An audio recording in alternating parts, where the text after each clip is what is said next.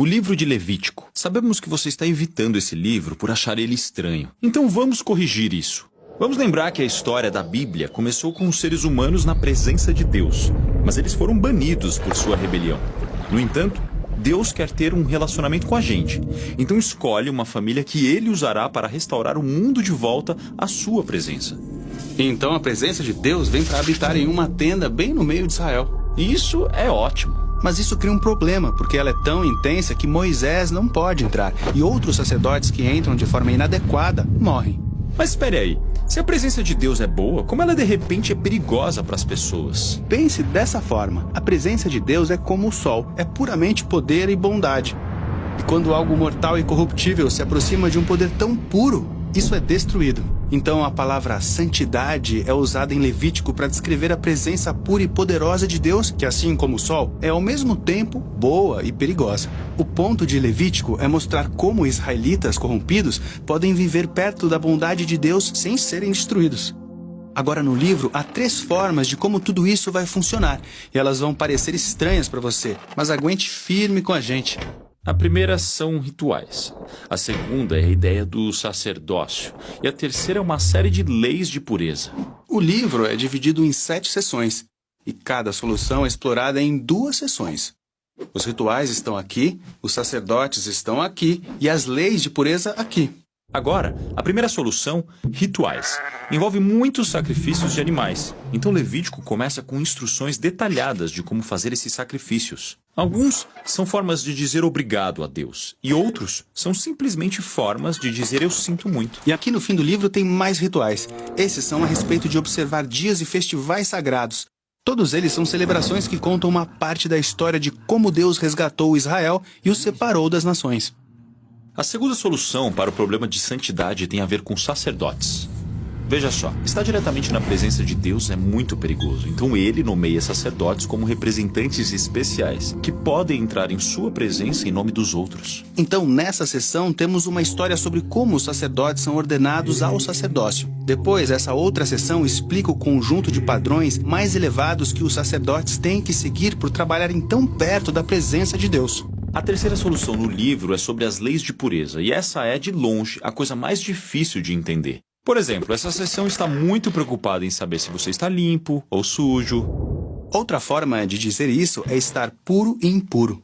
Aqui está o que precisamos saber para entender isso. Quando você se encontra em um estado puro, você pode estar perto da presença de Deus. Quando você está em um estado impuro, você não pode. Então era muito importante que os israelitas soubessem em que condição eles estavam em cada momento. E a primeira coisa que temos é uma lista de animais puros e impuros. Sim, essa lista de animais é dividida por onde eles vivem. Na terra, no mar, no ar.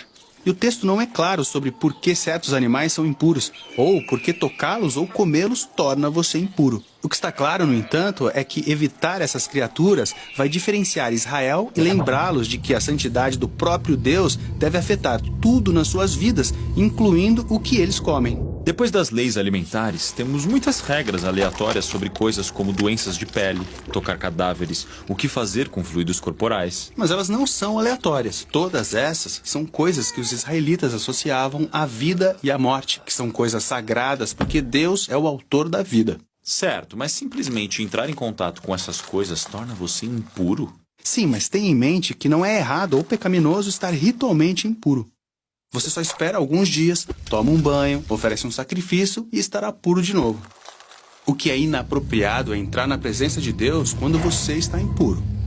Agora, tem mais leis de pureza aqui nesta seção. Sim, elas focam no comportamento moral de Israel.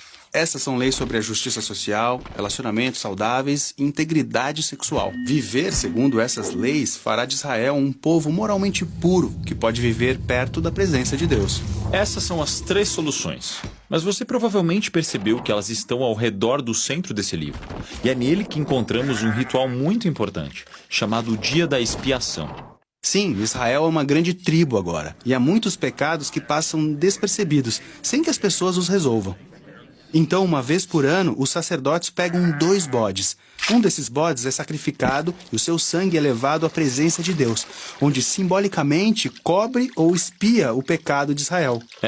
Isso é um pouco estranho. Bem, o significado do sacrifício é explicado no capítulo seguinte, no qual Deus diz que o sangue de uma criatura é a sua vida. Então, a vida desse bode é oferecida como um substituto. Ele está recebendo a punição de Deus pelo pecado de Israel para que o povo não seja punido. Isso nos leva ao segundo bode. O sacerdote coloca suas mãos sobre ele e então confessa todos os pecados de Israel. É como se ele estivesse depositando os pecados no bode. Então esse bode é expulso para sempre para o deserto. Chamamos isso de bode expiatório. Eu já ouvi essa palavra antes. Sim, é uma imagem muito poderosa de como Deus está graciosamente removendo o pecado de Israel. Mas, sinceramente, os sacrifícios em geral parecem tão bárbaros. Bem, você tem que lembrar que no mundo antigo, os sacrifícios eram a principal forma de conseguir um favor dos deuses. Mas o problema é que esses mesmos deuses eram imprevisíveis. Eles são inconstantes, você nunca sabe se eles vão te ignorar ou se voltar contra você. Então é nesse cenário cultural que vemos o Deus de Israel como totalmente diferente. Ele fica irado com a corrupção humana, mas nunca é arbitrário. E ele ama as pessoas, então oferece essa forma clara para que Israel saiba com certeza que eles estão perdoados e que, apesar de sua corrupção, estão seguros para viver perto de sua presença. E então, na verdade, isso torna o livro de Levítico uma declaração revolucionária para a sua época. Então isso é Levítico, mas Israel ainda está no Monte Sinai, no meio do deserto. Eles precisam de um lugar para viver. Sim, a terra que Deus prometeu a Abraão. Então a viagem àquela terra é o tema do próximo livro da Bíblia.